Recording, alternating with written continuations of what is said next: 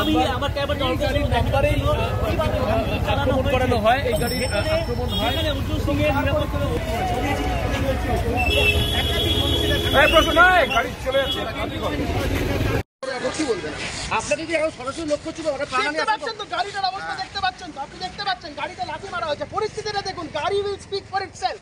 এটা বাংলার গণতন্ত্র।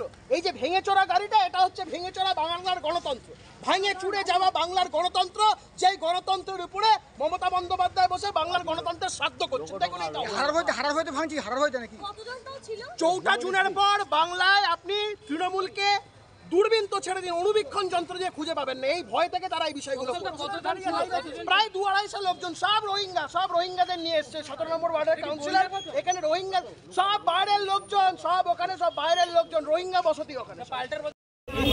আমি আমার ক্যাবের গাড়ির নাম্বারেই আক্রমণ করানো হয়, এই গাড়ির আক্রমণ হয়। উজ্জ্বল সিং এর নিরাপত্তা গাড়ি চলে যাচ্ছে। ডিসবার্স করুন, এখানে আনলফুল অ্যাসেম্বলি কেন? তাই 2-250 লোকজন গাড়ি ঘিরে সেখানে গাড়ির উপর হামলা, আক্রমণ, এই পরিস্থিতি। এরা হেরে যাওয়ার ভয়ে এইসব সব জায়গা করছে, মোবিলাইজেশন করছে, মানুষকে একটু ভয় দেখাচ্ছে, ভয় দেখাচ্ছে, ভোটারদেরকে ভয়। যে ভোটারদেরকে মমতা ব্যানার্জি নাকি বলেছিলেন আমি অনেক কাজ করেছি, ভোটার আমাদের সঙ্গে আছে, তাহলে ভোটারদেরকে ভয় দেখানো।